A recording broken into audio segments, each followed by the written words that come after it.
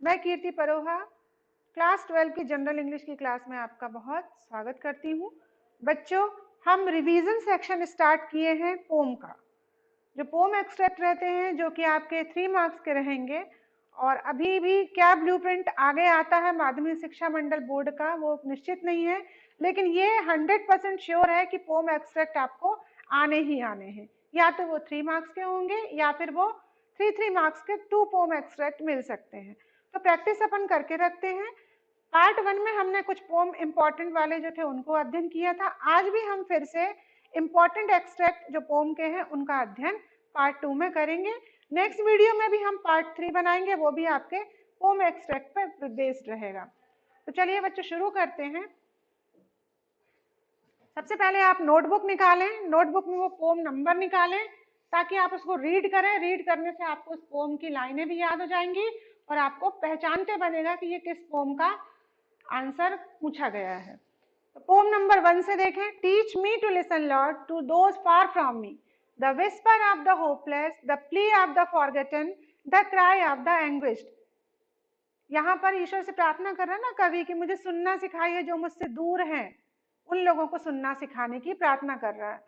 Question देखें। A word similar in meaning to the word here. Here का अर्थ होता है सुनना, और यहाँ पे सिमिलर मीनिंग किससे मैच हो रही? पहला है पियर, दूसरा लिसन। तो यहाँ पर सही आंसर है लिसन। लिसन का अर्थ भी होता है सुनना। सो अगेन रिपीट करिए, listen here, listen here, same meaning. The opposite word of near is.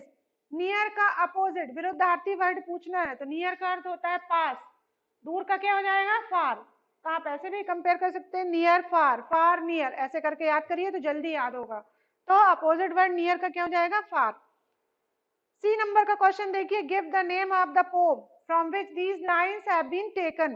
Pome का नाम दीजिए किससे ये लाइनें ली गई हैं।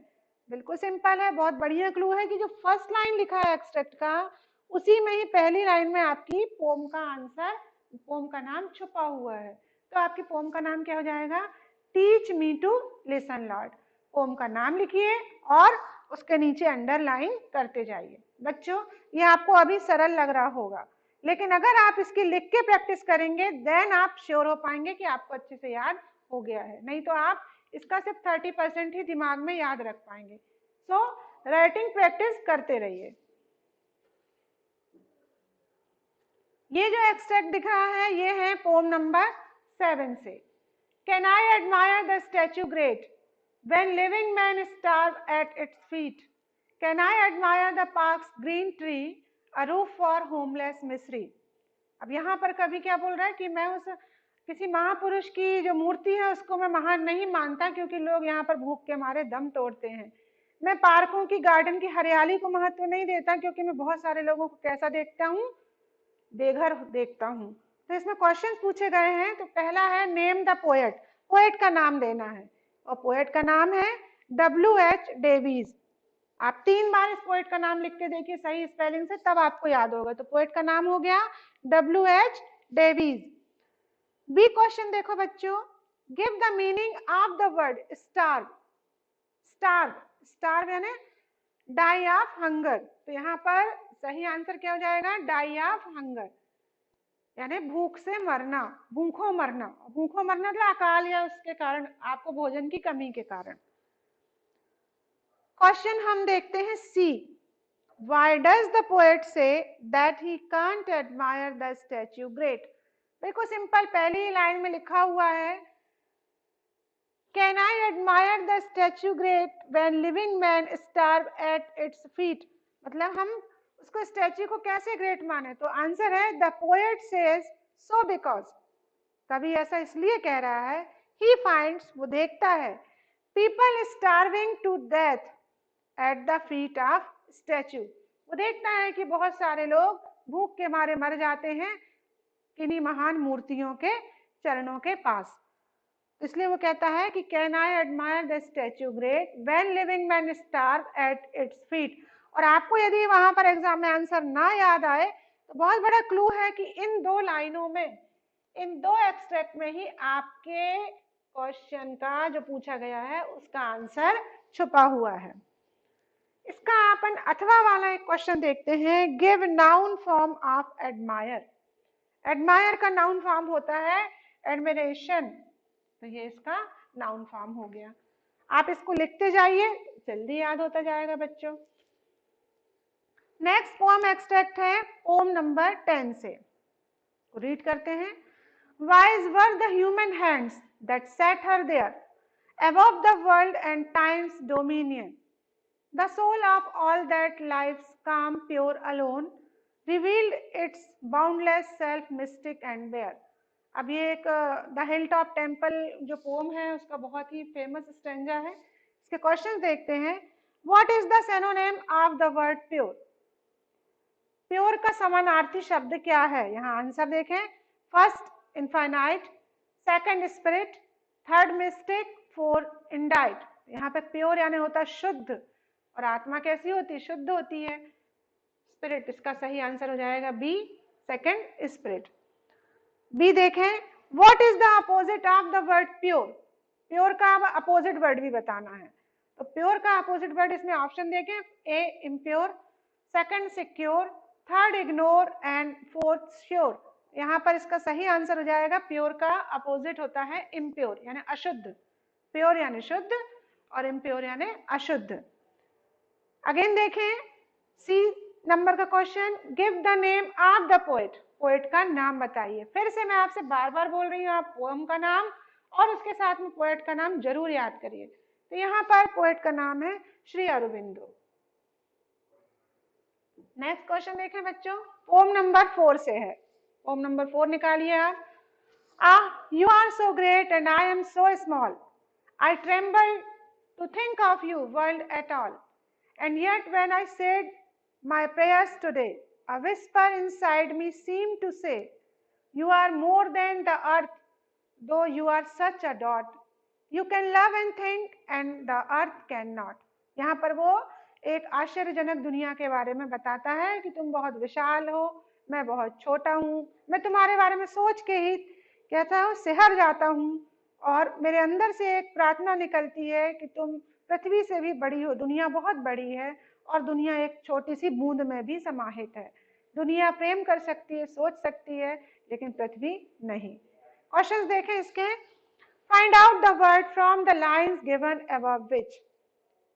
इन जो क्वेश्चन पूछे गए हैं ए और 2 में, उसमें आपको इनके वर्ड का मीनिंग देना है। Is the opposite of outside. Out यानी बाहर और इन यानी होता है अंदर, तो आउटसाइड का अपोजिट भी क्या हो जाएगा? Inside. So the opposite of outside is inside. Has the same meaning as shake. Shake यानी क्या होता है? हिलना, हिलाना। और यहाँ पर भी एक सेम मीनिंग कौन सी आई है शेक की जगह? ट्रेम्बल। यहाँ दिया है ट्रेम्बल, तो सेम मीनिंग क्या हो जाएगा? इसका समानार्थी शब्द क्या हो जाएगा? Tremble. What does the poet mean by? Poet का क्या अर्थ निकलता है इस लाइन से? You are so great and I am so small. इस शब्द से क्या आशय है?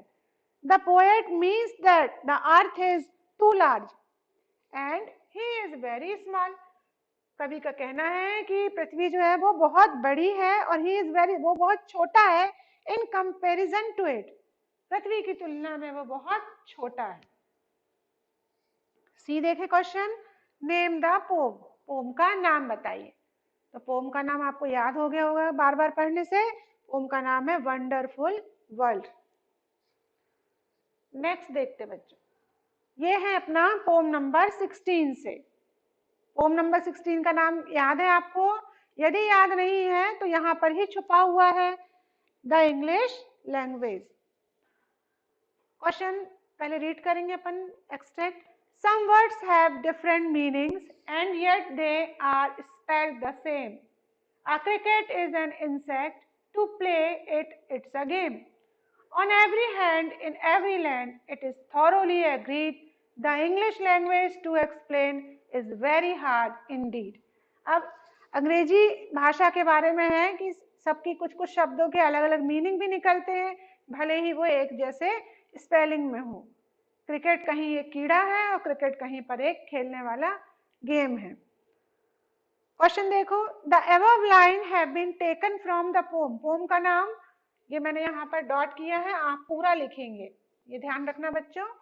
तो पोम का नाम क्या है? The English language. What is the name of the insect mentioned in the stanza? Insect का नाम क्या है जो इस स्टेंजा में बताया? क्रिकेट। क्रिकेट यानी झींगुर। Give the opposite of the word easy from the above line. Easy का अपोजिट क्या होता है? सरल का क्या होता है उल्टा? कठिन। तो हार्ड हो जाएगा इसका opposite word. Give the present form of spelt. Spelt क्या है? पास्ट टेंस का है, लेकिन यहाँ पर प्रेजेंट में स्पेल आ जाएगा। The opposite of word same in the stanza is. Same यानी समान। समान का विरुद्धार्थी क्या हो जाएगा? यहाँ पे 4 ऑप्शन है।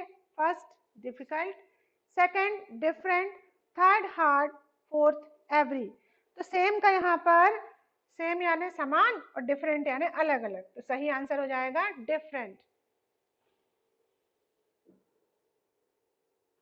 फिर इसमें बहुत सारे क्वेश्चन हैं और ये बहुत इंपॉर्टेंट एक्सट्रैक्ट था, इसलिए मैंने इसके सारे क्वेश्चन इकट्ठा करके आपसे पूछा है। ये देखो, the meaning of the word hard is. अब हार्ड का मीनिंग बताओ। इसको जैसे अपन ने इजी का क्या पूछा था, उल्टा पूछा था, तो यहाँ पर हार्ड का मीनिंग बताओ। तो हार्ड का मीनिंग क्या हो जाएगा? डिफिकल्ट यानी कठिन। What are the 2 meaning of cricket? Cricket के 2 मीन बताना है हमको। तो पहले उसी में ही छुपा है पोएम एक्सट्रैक्ट में। पहला क्या है? An insect. दूसरा क्या है? A game. अगर आप इतना भी लिख दोगे तो आपका आंसर सही है। An insect and a game both can be called। अब देखो इसी क्वेश्चन को बच्चों क्या किया उनने? टर्न करके पूछ लिया, आपसे घुमा के पूछ लिया। तो ऐसा कुछ नहीं है, आपको अपने कॉन्सेप्ट क्लियर रखना है।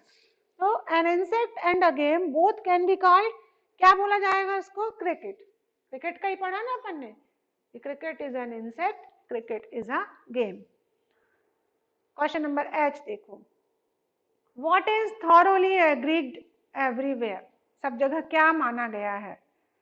The English language to explain is very hard Indeed.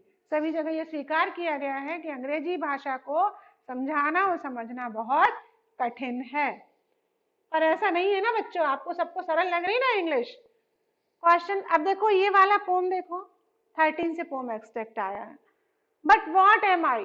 Only a captive, chained to the earth, in silence I grow old, in silence I wither and die। यहाँ पर जो जंगल रहता है वो शिकायत बताता है ना नदी से कि मैं तो पूरे समय कैदी की तरह रहता हूँ और सन्नाटे में ही उगता हूँ, बूढ़ा हो जाता हूँ, मर जाता हूँ। क्वेश्चन देखो, who is I in these lines? आपको बिल्कुल अच्छे से अभी मैंने समझाया। आई का यहाँ पे आई कौन है? आई कौन है? फॉरेस्ट। शिकायत कौन कर रहा? फॉरेस्ट कर रहा। From these lines, the opposite of the word free, free यानी स्वतंत्र। स्वतंत्र का उल्टा क्या होगा? First captive, second old, third silent, fourth withered। तो यहाँ पर फर्स्ट हो जाएगा कैप्टिव। फ्री यानी स्वतंत्र, स्वतंत्र का उल्टा कैदी। Give the name of the poet. Poet का नाम बताओ। तो पोएट का नाम है जलालुद्दीन रूमी। तो बच्चों ये थे आपके इंपॉर्टेंट पोएम एक्सट्रैक्ट। मुझे आशा है कि आपको इनको पढ़ते पढ़ते ही बहुत अच्छे से आपको याद हो गए होंगे, और 1-2 बार अगर आप इनका रिवीजन कर लेंगे तो ये बिल्कुल भी एग्जाम तक आपको नहीं भूलेंगे। नेक्स्ट इसमें पार्ट 3 करेंगे।